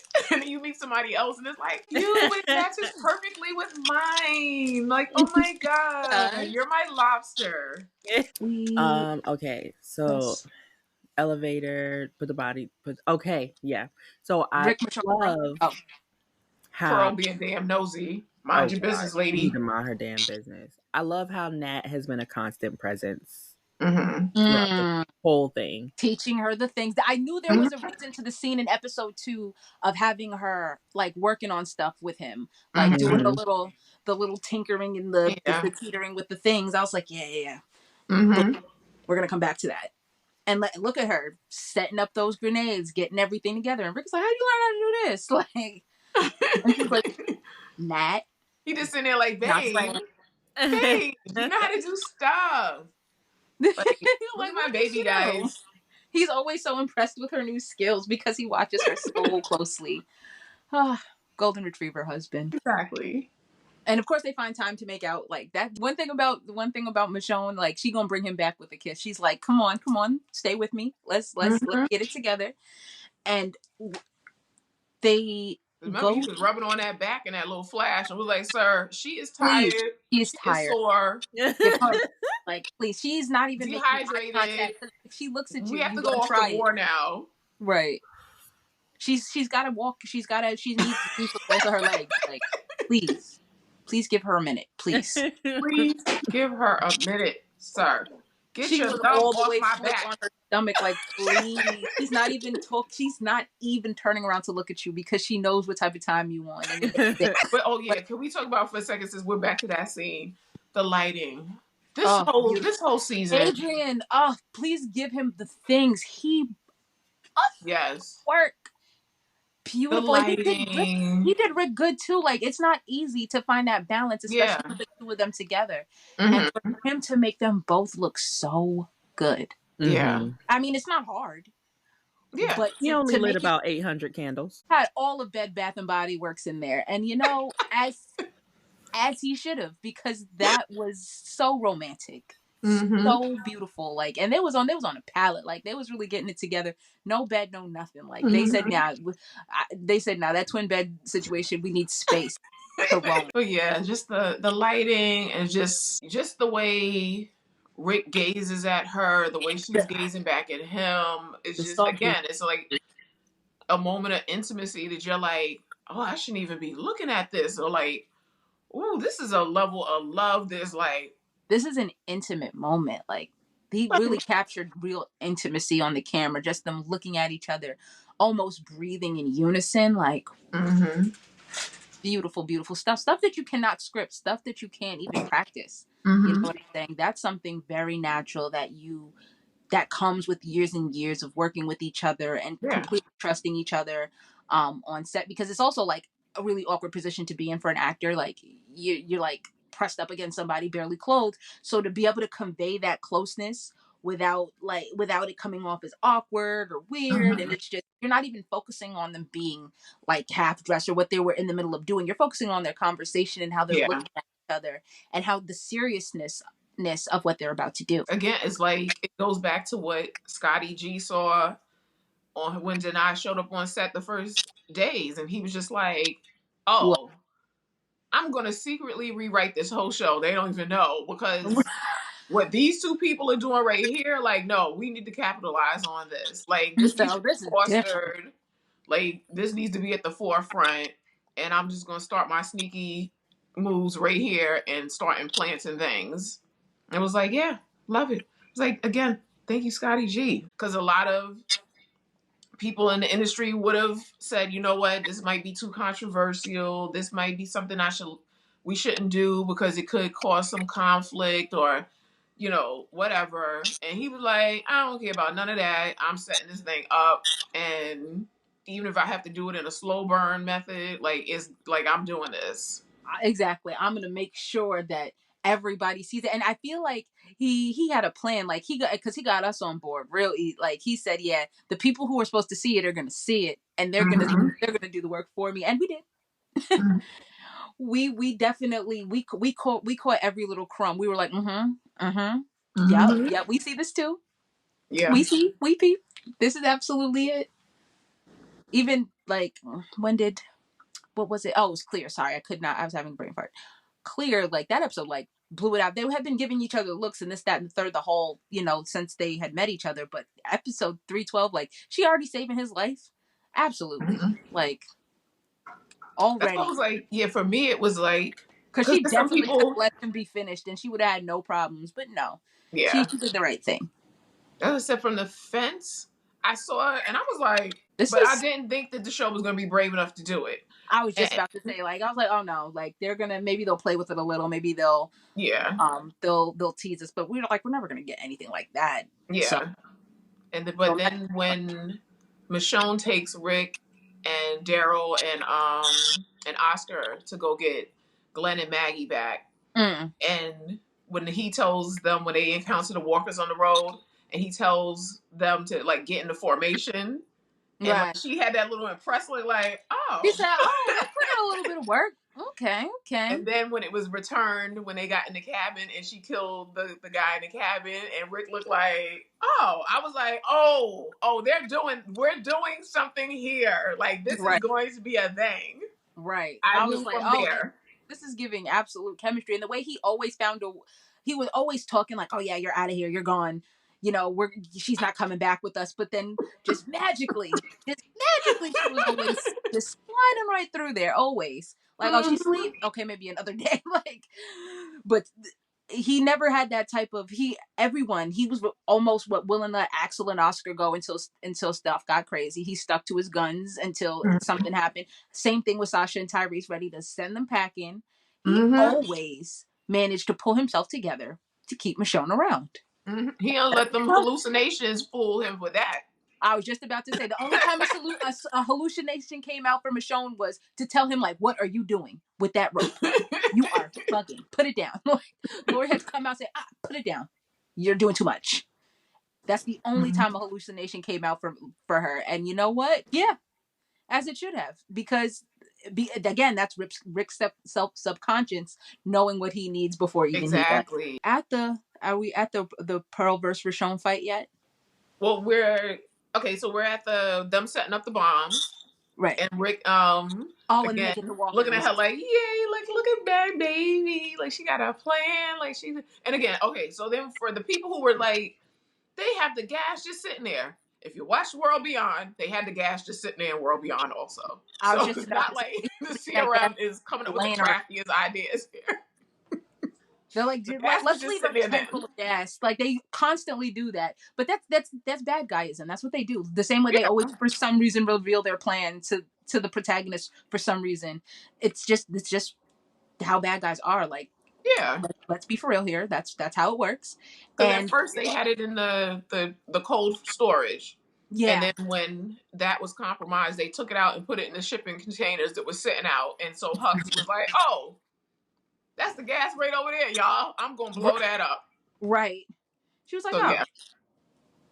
That's what, like you said, that's what bad guys do. They're like, we're just sitting here because, again, who would think who's running up on them at the summit?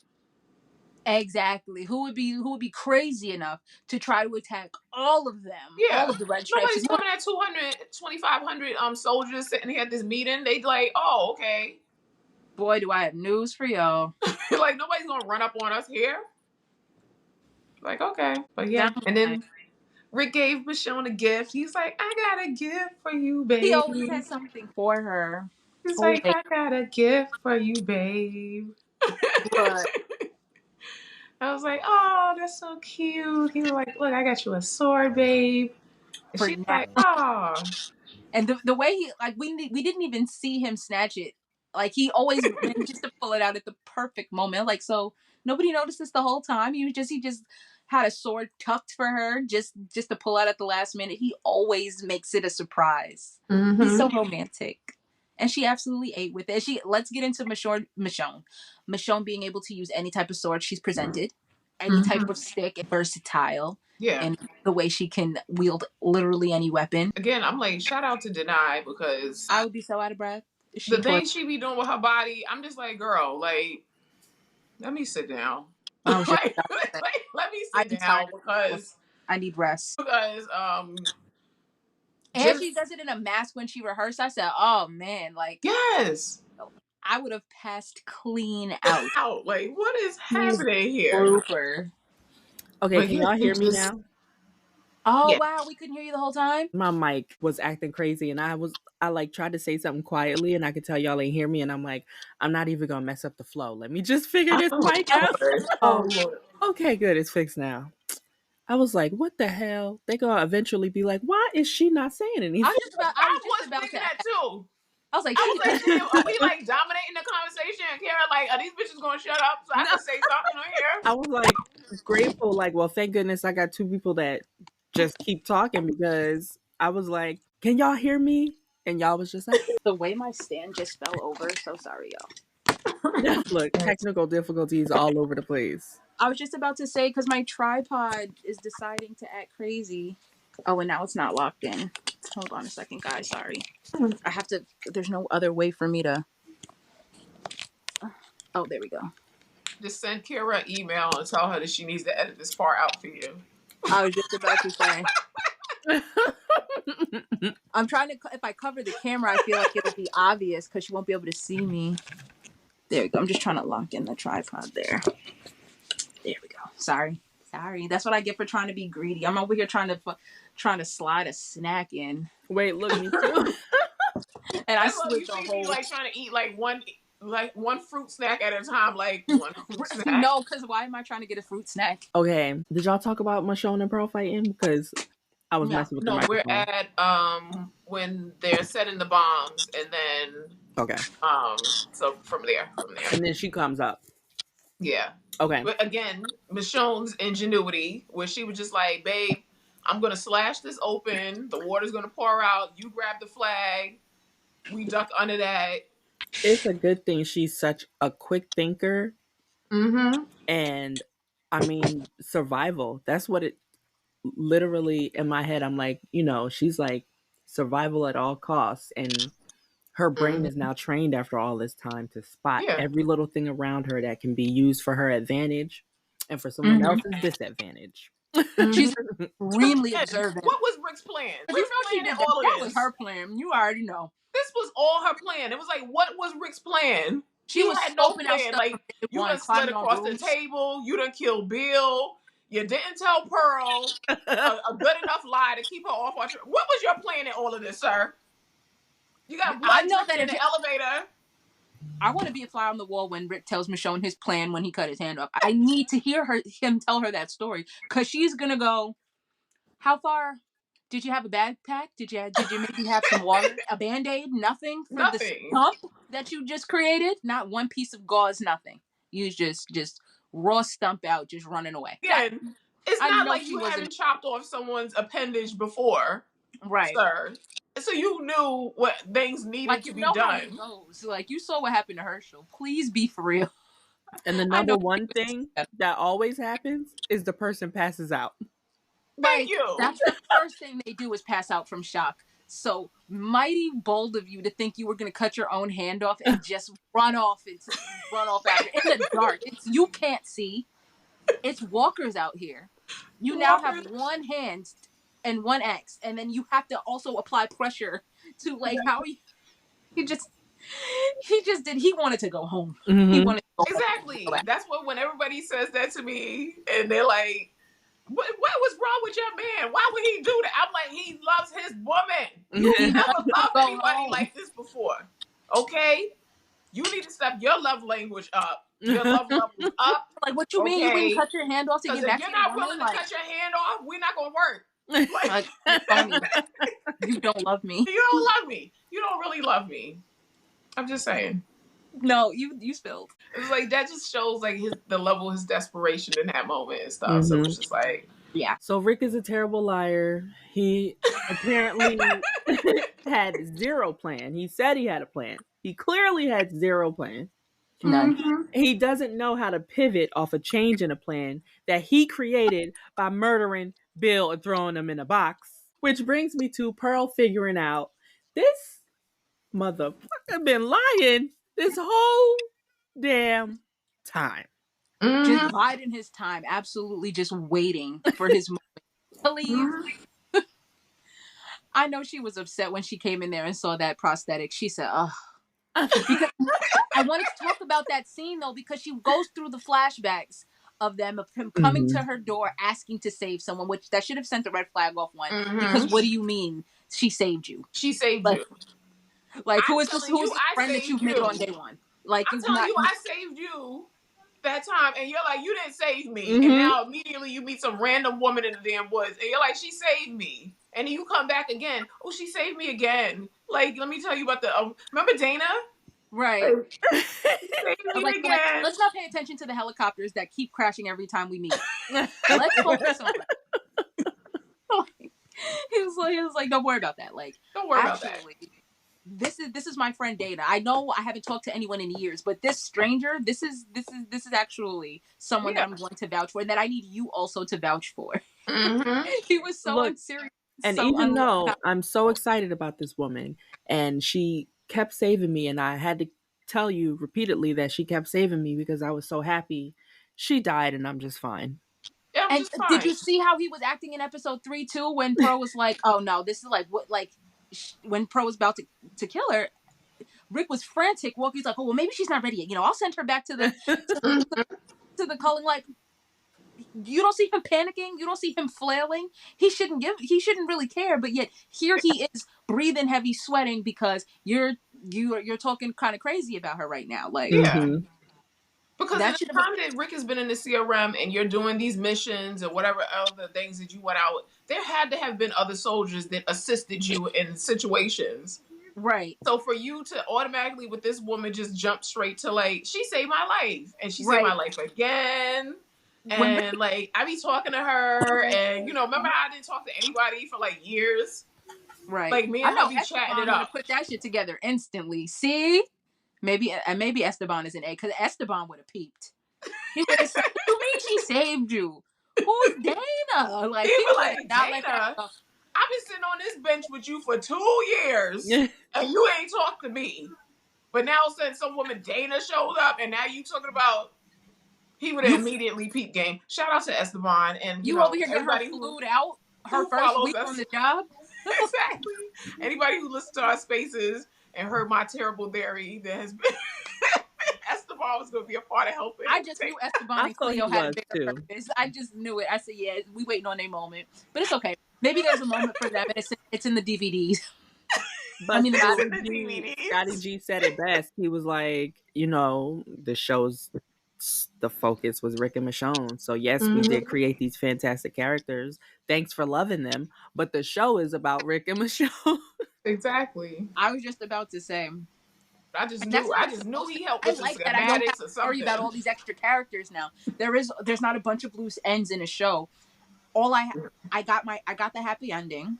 Yeah. Yeah. And all the characters that needed to survived to the end, because then what, like, say Nat and Oakfor and all of them did survive, then what? Mm-hmm. Right. So It was they served their purpose. They helped our main characters along on their journey the best that they could. Yeah.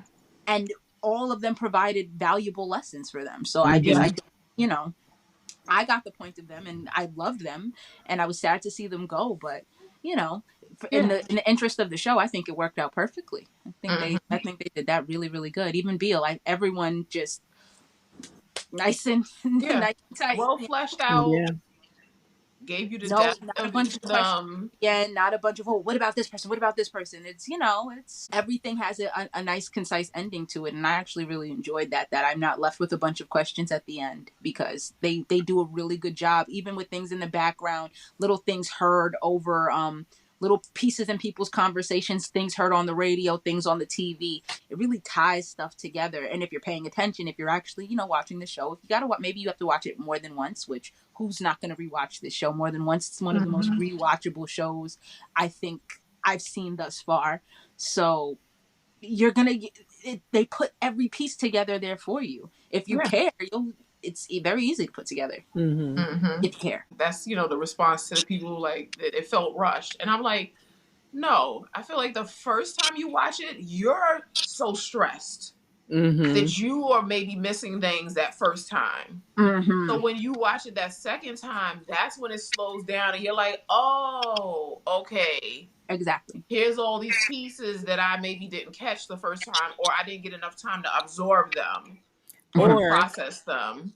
Or they'd never watched Fear and World Beyond, and so they're feeling like they're missing things about the CRM that maybe were shown in those other shows that we understand better because we've seen them.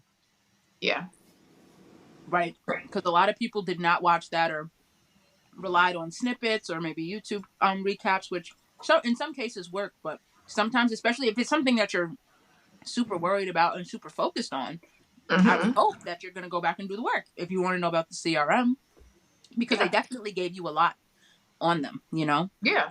And I can't think of one scene in the finale that I would take out to replace with more CRM character building. I can't think of one single scene. So that right there lets me know that it wasn't rushed. Everything was there, with everything that was there that was needed to be there. And honestly, I can't really think of anything that I would need to add. Yeah. Because I was like, we don't need a montage of Rick and Michonne going back to the CRP and getting their property and then flying. We didn't need we that. had a scene like that in season 11 where we see what happens when things switch over and everything is brought to the community. We've gotten a scene like that before. We know like the song and dance for that. Let's get to the meat and potatoes. Yeah. Let's see them go home. And that's what they gave us. I think they're under the completely incorrect impression that the CRM is done, that Rick and Michonne took out the whole CRM. Number one, there's CRM and CRP. Right. CRP has way more people in it because that's the actual city than the CRM. And then in the CRM, you have the CRM and you have the red stripes. Yeah. So the red stripes and higher ups that would have gotten the echelon briefing, those are the people that got killed. Yeah. There's still a lot of people out there that belong to the military and live in the city. Very much. So, and they say in the voiceover that we hear that they kind of like went through those people and vetted them to see that they had no involvement in the echelon briefing stuff. And so they're allowing them to remain and all of that. With majority gone, why wouldn't, with majority gone, it'd be very easy to weed out the remaining few that weren't at that summit. Very easy. So one thing that I'm going to go ahead and say probably the Dead City writers kind of messed up on is, we know this is either happening in tandem or very close in the timeline to Daryl going to France, right? Yeah. So Daryl was gone, of course, before they would have gotten back, but Maggie would have still been around to receive the assistance that the CRM is now providing, that we saw them flying things to Alexandria. So then it still makes me feel like, why would she have needed to move far away when the hilltop it was just something that made me think of like, Yeah. No, that's a big question mark, actually. Mhm. Because what happened that, like, we do know that Maggie moves around a lot, like, because of her time with Georgie. She goes from community to community. Well, she was doing that with Georgie. I'm not sure if she kept it up after, but she is very inclined to move around a lot. But her ending up on a journey to New York in the new community she was with, I'm wondering what led her there. mm-hmm. And it seemed like she was there because that's where she goes back at the end of that Yeah. Dead City, To the right? Her bricks. Yeah. back. So this is obviously her home now. So I'm wondering, I mean, what, especially with the Civic Republic as big as it is, with all of the things that it is, why not live there? Yeah. Or the I Commonwealth was or like, Alexandria, or, you know? yeah, because I was wondering also that it could be that Hilltop held too much pain for her, and to Right. try to rebuild it. It could be like this. It was too much for her to try to get that back together. So it was like, let me just go someplace else, start a new community there. Right, because that's what she did right after Glenn left, is she went to Hilltop and stayed there. Yeah. So that is pretty much her MO, is to remove herself from traumatic Mm-hmm. settings where when she experienced bad things happen to her. So that's actually, that's on brand. Yeah. So And I'm wondering. I would hope, sorry, that Alexandria, sorry, bus going by. I would hope that Alexandria also would have provided them with the information that Georgie gave them so that they can start growing more crops and Mhm. putting up the windmills and stuff like that, because Right, they did take a beating after Alpha was taking down their walls and destroying their food and infiltrating them. Because they have Yumiko's brother, so they do have a doctor. Okay, cool. Sorry, I was just wondering, like, dang, did we ever get a doctor back after Siddiqui? But we did. Right. Those doctors be going down. The doctors is always in short supply out there. You would think that someone would be like, let's actually protect the doctors regardless. You would the knowledge alone is worth more than any beef. But I tried to be on the show and they was like, yeah, we're gonna make you Dr. Such and such. I'd be like, come on, man. Oh, so I'm out of here then, is what you're saying. Like, so just go ahead and fit me for the prosthetic eyes for when I become a walker. Like, let's just do it now, get it over with. Right. I'm gonna let y'all know now I'm not good with contacts, so we gonna have to see that. Somebody got to hold you down and fight it into your eye. I'm telling you, the way you'd have to hold me down like Bird Box and peel my eyes open, can't do it. Also, people were like how Michonne called Judith over to walkie. I wanted to make it clear that was not the first walkie call between them. Yeah. Right. That was her letting her know she's close and to make sure the chicken was out the Thank freezer. you. Please be serious. Please. This is when your mother calls you and says, I'm almost to the house. Come outside. Make sure that help with the groceries. undone. Like, get ready to come outside, help with the groceries. I'm on the way back to the house. Help like, with the groceries just triggered me. It made me want to go look for my slippers. Because no, that was literally what that was. You saw Judith waiting. She was literally sitting there with the walkie doing nothing. She was waiting. She was like, oh, they're here. And then here they come running. So that was definitely, they've been chatting. They've been communicating once it was safe. Because think about it. That they probably had a bunch of better ways to communicate once it was safe to. You know what I'm saying? They were probably, especially because those are the same walkies that Shane and Rick had, right? Those are the ones that got passed down, or all those different walkies? No, I think they were different walkies because remember in World Beyond, they were communicating with Portland, which is all the way across the country. And remember their claim was that the reason that they weren't able to get the messages through to Omaha was because there was some scrambling of the system or some crap like that. So they would have been able to, once they decided to, put the comms back up, they would have been able to message Alexandria, no problem. Or the Commonwealth. For me, that was the only question that was like, where are they? I feel like they were at the Commonwealth. I feel like Judith really liked it there. She made friends there. She wanted her and RJ to continue to go to school. But I think that once Michonne was like, hey, Shoto, Judith was like, RJ, pack your shit right now. Let's go.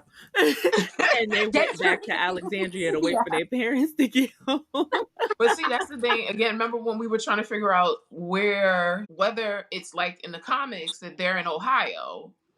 For the Commonwealth. Because Ohio and Philly aren't that far away from each other. Mm-hmm. So that's the thing that was throwing me off. And, you know, even, I don't know, just in my head, like seeing Judith sitting on the steps, that little tiny glimpse of the steps gave me like Alexandria steps. Oh yeah, I thought they were Alexandria steps too. It looked like they were at the steps at their house. No. Yeah, that's it what gave I me like thought. townhouse steps. That's what it gave me in my head. So it was like, okay, do the kids leave the CW and go back to Alexandria because they know their parents are coming back there to get them, or because that was Alexandria at the end, right, of the season finale, series finale, excuse me, when they were looking up, because I saw the windmill in the background. No, they were at the Commonwealth at the end. Yeah, they're at the Commonwealth. Oh, it was Aaron and Aaron and Gabe stay at Alexandria. I was like, I could have sworn I saw Alexandria at the end of that, but that was definitely Aaron. Yeah, and Maggie or whoever that was at the Alexandria at the end, because I remember they showed all the different places. Sorry, apologies. Yeah. So that's what in my head. That was the only question for me. It was like, where's the family at exactly? Right. I feel like Rick and Michonne. That's why I was gonna say when it came to like the supplies and things, that gave a question, because to me it would be that Rick and Michonne would want to go back to their community. They would go back to Alexandria with their kids and be like, hey, we're just gonna build up our community back here. Rick is going to want to go to Carl's grave. Like, all of that's back there. He's going to want to stay where his son is buried. Yeah. Yeah. So that's why I was feeling that they were back there in Alexandria. So then, bring us some supplies. Yeah. And so we I feel like they was like, they trashed the place. We need help. Yeah. It was like, you could drop some things off, you know, to whatever's left here and stuff, but obviously then Hilltop and Kingdom are gone, so right, it's like, okay, you're dropping those supplies to us in Alexandria, so it's like, yeah, our community's still thriving. Oh, we get to that. Okay, so I don't know how it works. It always says that I get 2 hours free with this free Riverside thing. And I've gone a little bit over 2 hours before and it didn't say anything, but I get nervous. And we're at like 1 hour and 45 right now. So I just wanted to tell y'all that we're getting close. Oh, that's what that is. Yeah. But we're pretty much at the end anyway. Yeah. I cracked up when they showed them damn boots on his feet, because I'm like, did he really put them raggedy ass boots on his feet? Those boots have been literally through hell and back. Like, please put them down. Like, they had to put them boots back on, because you know why? Because his baby brought them to him. Yeah. Right. She did find him and bring them back, but golly, those bags was about to crumble right off his. And that's another thing. Why would we need to see them go back and get their stuff? We saw her katana on her back. We saw his boots on his feet. Like, we know they went back. Yeah. The things were retrieved. Come on. Yeah. Must have and he's not flying. We're in a one of the larger aircrafts, so we know that, and we see them sitting next to each other holding hands. So we know that they're not piloting it. So someone else is. You know, you don't need all of those little pieces. And then again, the voiceover tells you all of the connecting pieces that you needed for that. It gives you all of the little tidbits that you need to put together where you're about to go with this scene. It's extremely, again, easy to put together if you care. Yeah. And I feel like if they showed us anything at all at the CRM, it just would have been the people asking them if they could leave. Exactly, because that's probably everyone's question is, can we leave? Or we still prisoners? Well, not prisoners, but we still stuck here. And they answered that. They said, everyone is now free to leave and come as they please. And we will help people and fly them in and whatever, like, they again explain all of this. Yeah. So I'm not sure. I was like, we didn't need like one of those corny like scenes of like Rick and Michonne getting back there, and then the people all around them like, yay, applauding them, and like, oh my god, you set us. We didn't need that. Rick would have been uncomfortable as hell. Michonne would have been. It would have been funny. We got that type of scene before. We've seen that on The Walking Dead. It would have been something that was redone, because we literally just got that at the end of the series finale. We watched them. Like, if we had, it would have been funny for us to see like another little, like, the famous Rick Grimes. Right. Rick Grimes is here. We would have laughed at that, but it would have been like you said, it wasn't necessary to have that in there. Exactly. It was saving. They knew again what we wanted to see, and we wanted to see that family come be reunited, and that's what they spent the time on. And the scene was just long enough. It wasn't too long. It wasn't too short. It was literal. It was perfect. You could go anywhere with that ending. Shout out to Kaylee and Anthony for helping make this a perfect ending. Yeah. And shout out to whoever decided to turn down them fans, because those babies were struggling. I was like, if y'all don't just turn it down a notch, please. You don't see that he's about to get blown into orbit. They're running against that wind. Those poor child. But wait, not Andy being jealous that the kids is being blown around. Now he tried to recreate it, sir. Now you know dang well that you are not going airborne off of those fans. Like let's be for real. Like he was having a blast. You know who wasn't playing in those fans? Danai. Because she's not trying to have her eyes all dry, all types of dander blown into her nostrils. Absolutely not. Because imagine that they're around grass, so I would have been a sneezing mess. All of those fans just blowing around grass. My day was over before it started. Oh my god! I did feel like also, like the kids were like, let's find our nicest clothes, and like, didn't they dress? Yeah. Yeah, they dressed. They was not looking, again, Yulin ate down as usual, even dressing the children. Exactly. It was like Yulin. Keeping that hat going strong after X amount of seasons. Poor hat. That hat and those boots, I'm telling you, literally older than RJ himself. Right. Right. Older than Kaylee. Like those. I mean, older than Judith. Those are some antiques, and they looked good. Like the hat was still had. Yeah. The outfit, like, they looked so cute, and Kaylee looked she still looks so young. I have no idea how old she was when she shot that, and that's a good thing. Like, I have no clue. Right. It looked like almost no time had passed since the finale, which, you know, that's what I said. When you see, obviously, when you go back and you watch 9, the end of 9/5, you're like, yeah. But in your head, she's still so tiny. And you're just like, oh my god. She still looked so young. And I saw a picture of her at prom. I was like, what? I was like, oh, she's almost a grown up now. But maybe I don't know when they shot that, but you know, time was on their side for that, because they both still looked extremely young, and like they didn't miss much, which was really, I was scared for them. Like, please don't let them come back to 2 teenagers. But they did. You know, RJ is still very much not a baby, but he's young still. So Rick has got plenty of time to get to know him and to train him and to just. That's what I was like. I loved it, because you know, some of us, we had like a worry of whether they were gonna, you know, swap the kids out. Oh, I was so scared. Time difference. So it was like, thank God it was perfect. And again, like, we know that Dead City's time is, you know, in the future. So that if we get a season 2, or we get a Walking Dead movie or something like that, Kaylee and Anthony could still play the kids, because they will age in that time, and it'll still match right up. Right. So, and they could always also, just real quick, please watch Kaylee's movie If. Oh yeah, I think it's coming out at the end of this month. No, it's then what the. Oh no, that's Imaginary. That's what it is. That's what I watched. Yes. Yeah.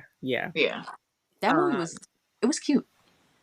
It's gonna be a really cute movie. I just wanted to say that. Ryan Reynolds and Kaylee is like John Berthol. She keep a job. That girl keep a job. Never played. One thing about John and Kaylee, they gonna work. Speaking of Johnny B, there were some photos released of him and Charlie Cox recording for Daredevil, or is it Daredevil they're recording for? Okay, Oh, I gotta I'm super excited. The last person I saw play Daredevil was Ben Affleck, so y'all about to eat me up real bad. Wait, no! You need to go watch Daredevil on Netflix right now. I'm so sorry. But yeah. Oh wait, no, I'm lying, because wait, is the guy who It was the guy who played Daredevil in Spider-Man. Yeah, he plays the attorney. Okay. Oh Yeah. yes. I loved it. Yes. I loved it. Yes. I was like, is that Daredevil? So who's this blind lawyer? Yeah. Is this him? Is this him? Are they sliding him in like they did? Like, you know how Marvel does when they slide people in. Yeah. I was like, are they doing a slide in? I loved that because, like I said, the last person I seen play Daredevil was Ben freaking Affleck. So I was gagging when I saw that in Spider-Man. I haven't.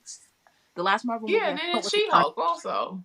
Daredevil is like my favorite Marvel TV show, probably. The last one I watched, I think, was Jessica Jones. I gotta get back in. I did watch Luke Cage and was Iron Fist? Yeah. Yeah. That's what Punisher was my favorite. Punisher had me.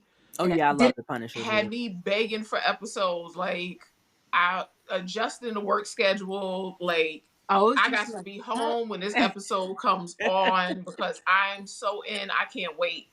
It was so good. It was so good. It was so good. It's so good. But again, yeah, that's why John B keep a job. I was just about to say, don't he? Kelly is coming for him. She keeps a job, and I'm so happy for her also. Mm-hmm. Shout out to their agents because they never played. Mm-hmm. Well, I guess we can do we'll do the ratings for episode 6, then we'll do the ratings for this season overall, and then we can do our episode order. Okay.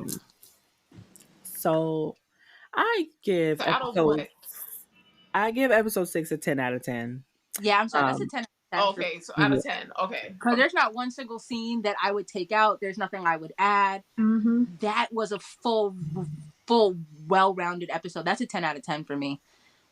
Definitely. Same 10. For the series, same. Same. Yeah. It's 100 10 out of 10. Because the level just on every front, they didn't lack anywhere. They didn't lack in hair and makeup. They didn't lack in wardrobe. Not on lighting. Not on dialogue. Everything is beautiful with this show. Mm-hmm. Everything is beautiful. Every episode feels like it could stand alone. Mm-hmm. Every single episode is different. I find myself like, what mood am I in today? Am I feeling like 1? Am I feeling like 4? Am I feeling like I can, based on how I feel is how I can pick an episode off of that. Yeah. And it could be a little movie for me. I'm like, and every time at the end of the episode, I'm like, oh, I got to cut the next one on. And I end up watching it every time, whether I have 6 hours to kill or not. Yeah. Whether I have 6 hours or not, I'm watching that full show. Mm-hmm.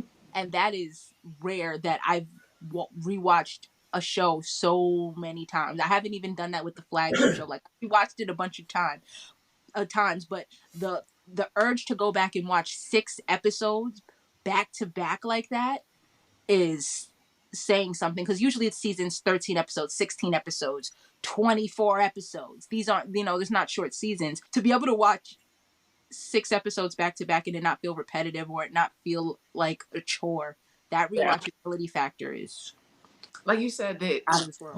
With the flagship show, I've watched that too many times to count. Oh yeah, it's on right now. But with this, like you said, when you watch the first one, when you watch the original show, there's definitely, even when you're saying, oh, I'm watching the show from season 1 all the way to 11, like there's definitely episodes where you're like, oh, I could go to the bathroom right now. Mm-hmm. Or I can go make me something to eat right now. Mm-hmm. I stood up all of episode 4 during a rewatch because I was going to go downstairs to grab a snack. Don't you know I stood in that same spot for 45 minutes in the living room? I said, oh no, she about to eat them up right here. Oh, nope, they about to get crazy right here. Oh, there was never a minute where I could actually leave the room. I might have 5 seconds of a transition. I had from when, because I couldn't even leave the room when the helicopter flew into the frame. Couldn't even leave that. Mm-hmm. It was ridiculous when the building was collapsing. I was like, nope, because they're looking at each other here. I can't miss that. Thank you. That's what I was like. That's the thing about this is like, every moment of the 6 episodes, you're like, I have to digest this. Like, I can't step away from this because there's pertinent information being delivered at every second in this, and I need to watch this. Like, I can't run to the bathroom. I can't do none of the things. Like, I can't do any of the things. Like, I have to be in this. You can't do anything. Yeah, you literally are stuck from from the beginning till the end, the whole episode, the whole series. Yeah. Every time AMC Plus plays it at like randomly on one of their live channels, I said, oh, well, there goes my day. I have to, because once I start, I'm not going to be able to stop.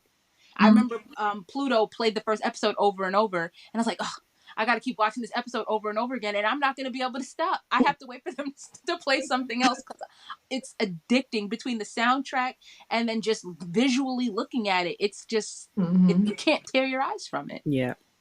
And that's rare in TV now. It's a lot of times people put on TV just to have background noise. You know what I'm saying? Just to not be alone. You know what I'm saying? Yeah. The TV will just be on and it'll be there. So to really be drawn in by the TV when you have like a little device in your hand that's constantly begging for your attention, you know, that says a lot. So yeah, 10 out of 10 for the series, 10 out of 10 for the episode. What's my episode rank? Right now my rank is 4, 6, 2, 5. No, 1, 5, 3. 4, 6, 2, 1, 5, 3. That's my ranking. I'm sorry, I'm not an angst girly. I'm so sorry. I'm not an angst girly. I don't like that kiss was great, but I am not an angst girly, and you know, my little Rashone heart just barely made it through that episode. Just barely. I cheered when they jumped out the helicopter because like finally some sense. She's putting some sense into him. Because it's terrible. This is so bad. They are suffering. They are going through it. I can't. That episode was heart wrenching for me to watch. But 4 is gonna take it. Oh, Danai. What a writer.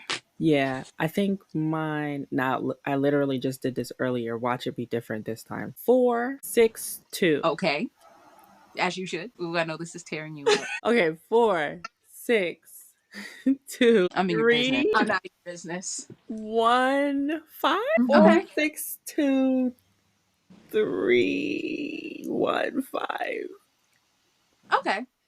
I guess that's where I guess that's where I know what puts episode 5 at the bottom for a lot of people. I have bias. Joy, you know what my bias is for episode 5 and why it's going to go up higher. Because episode 5 takes place in a very magical place for me. So yeah, I was like for me too, but I'm still like, and I'm not really like I like even reading angst. I'm like, let me scroll faster. This is hurting. So but I see that though. I definitely see that. That's actually valid. That's really valid. I'm weak. I'm so sorry. Okay, so mine's are, we all start off the same. 4, 6, 2. Yeah. We're all 4, 6, 2. For me, depending on the mood I'm in, 6 and 2 could swap. Yeah. Depending on the mood I'm in. Honestly. Whether I want something triumphant that day or whether I want something that's just going to be like, have me at the edge of my seat and then... Like, do I feel like watching the whole thing over again? Do I have time for that? Or because sometimes if I just watch 6 alone, I can kind of go about my day. But if I start at 2, I'm watching that whole bad boy. Like, yeah. So, but usually it's 4, 6, 2. And then it's 1, 3, 5. 1, 3, 5 for me. Okay. Oh, so y'all are you and Kera are on the same level. It's just my weakness. I can't handle angst too much. Yeah. I can't. I'm so sorry. I was like 1. I don't like, because you know again it's always gonna be like that. You know, Rick is back. Like he's back. I was just about to say that opening sequence is gonna have me in a headlock every single time because between the music, the just the opening on the back, and we all know who that is. Like they didn't even have to tell us. Like. Rick. Like, and it's very seldom that you can just identify a character off his back. You know what I'm saying? Power. Episode 1 just set the tone, and Joy, we saw it live. Like we sat there and just watched. We saw the whole audience. The audience was gagging at that opening. Like that opening and that closing had the audience absolutely gagging as they should have been, and they knew what they were doing with that first episode. Yeah, very much so. You know, for me, it's always going to be that the CRM training montage. Oh, we love the training montage. Oh, yeah. And, you know, we give these ratings, and I say we because I'm pretty sure we all feel the same way. We give these ratings, but want you to understand, they're like all on equal footing. Right. You know, none of them are bad episodes. Exactly. This is because, everyone wants a ranking. But when I tell you every last one of these is equal, and you can't have one episode without the other. Mm-hmm. When in terms of watching it, like you have to keep Yeah. watching. There is no, oh, I can just watch this one episode and that's it. That doesn't exist in this show. You've got to watch them all, and you want to watch them all. Yeah. You know, it's not one of those things where you have to force yourself to get through an episode so that you can watch another one. That's not here. Like, you accidentally start the wrong episode and you're scrambling to go back to see what you missed because there. Because there'll be those moments where you're like, oh, I'm watching this one, and you're like, oh, wait, that happened in the thing that I want to see happen in the episode before that. Oh, wait a minute, let me go back. It's AMC, like this let me go back. Let me start the other one. In 6 parts. It's like, you know, when you watch a movie on YouTube and it's like in a bunch of parts, and you gotta keep scrolling to the next movie, and you accidentally skip a part. That's what this is like. This is like a feature. This is a film. Yeah. Oh yeah. A movie. We got lucky, and instead of getting, 2 hours or 2 hours 15 or 90 minutes, we got almost six hours. Yeah. And we didn't have to wait. We didn't have to wait a year and change in between each movie. And we would have movie. We got the soundtrack of a movie. Mm-hmm. We got everything. We got all the good parts of a movie without without all of the drama of a movie and all of the waiting and all of the everything that comes with that. We just got a show that we have forever that we can watch and just, there's so much to be done. This is just the tip of the iceberg with the show. Releasing it was just the tip. Releasing it was just the beginning. Like, now look what we've done with the flagship show. If someone did a count of all their kisses, they kissed 40, 50 times in the main series, and they broke 100. They broke 100 in the in just 6 little episodes. Like, we've got a lot to discuss. Yeah. And it's things that people are going to notice months from now, years from now. We're going to be picking up stuff from this, because that's how Scott and Danai and Andy are. Like, they thought this out for years. It's going to take us years to dissect it and break it down, just the same way, just as long as it took them to build it up. Yeah. And then once it's broken down and dissected, then you start combining the pieces with the crumbs they gave us from World Beyond and Fear. Yeah, because these are people who have watched all the other shows, written the other shows. Like, Scott has had his hand everywhere in this universe, and best believe he's put the crumbs in there, the breadcrumbs in there for us, and we just have to watch it, as he knows that we will, repeatedly. And someone's going to catch it, because there's a lot of eyes on it, and we have some people in our fandom that are going to catch it. And whatever we don't see, they're going to see. Whatever they don't see, we're going to see. And it's always so fun to compare notes. It's always a blast. Well, I think that we did a pretty great job for our first time running through the podcast together. That was fun. As everyone knows, The Ones Who Live is over for now. We don't know what's going to happen in the future. Part of us hopes that they leave the Grimes family the hell alone. The other part of us wants to see them again, of course. Who knows? But one thing that we know for sure is that Noir and Nerdy will be the next podcast covering the Walking Dead shows and beyond. So for those of you listening, if you like what you heard, head over to Noir and Nerdy. We're on Twitter, we're on Instagram, we're on Facebook, and very, very soon we will be on Spotify and Apple and YouTube. Yep. Yeah, and we're going to be discussing, so it won't just be the Walking Dead universe. We're going to go outside of that. So Interview with a Vampire is coming. We're going to be covering season 2 of that. We're kind of going to give a little recap of season 1. And we're probably going to do a recap of The Ones Who Live, because we just can't help ourselves also. For anybody who's going to come in after, because everybody's not like us who wasn't on top of this the moment it came out. There's going to be people who are going to be discovering this show for time to come. So we'll have content up for that as well. And we're going to probably cover Found season 2 when that comes out. And we're going to look at some other shows. We've also had an idea with some suggestions from people that we're going to actually go back and look at some old cinema, old films, old TV, and see how they stand up to today. Like, it was Love and Basketball, just full struggle love that we just had to accept because that's all we could get back then? Right. Probably.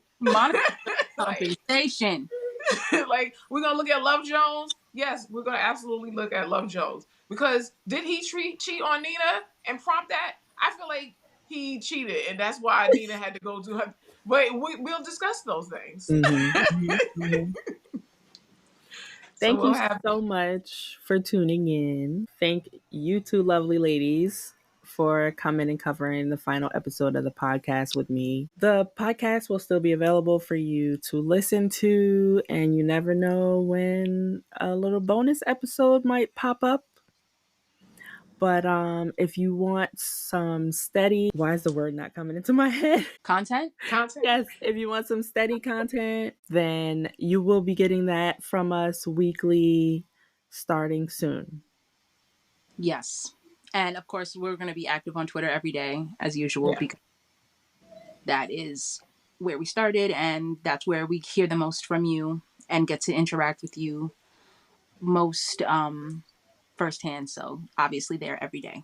And as news comes out about shows and filming and all types of things like that, we'll also be posting that with tags, for people who do not want to be spoiled. But you'll definitely, this is not even close to the end. There's further analysis coming, all types of stuff. We are because deep diving. This is just the beginning of the ones who live so much. It's the beginning of Noir&Nerdy. Absolutely. Ain't it? So we just want to say we also appreciate anybody who had been there for our spaces, who visited our website. The growth that we got in this short amount of time was awesome. We didn't expect it, and it's just been amazing to be in these spaces with. It has been such a fun. It's been such a fun ride. I found myself every week looking forward to Sunday night to sit and listen to everyone. It was like feel so lucky to be here in the fandom at a time like this. Just a complete perfect timing of events. Loved it. And to be able to create a sisterhood amongst ourselves. Right. Because the way we show up for each other is unreal. Yeah. And that's there's for complete strangers, and it's just hundreds of us just supporting each other, looking out for each other. It's so beautiful. So thank you so much. We appreciate you all. We will see you on Twitter. We will see you on all the socials, and you will be hearing from us very soon. Bye.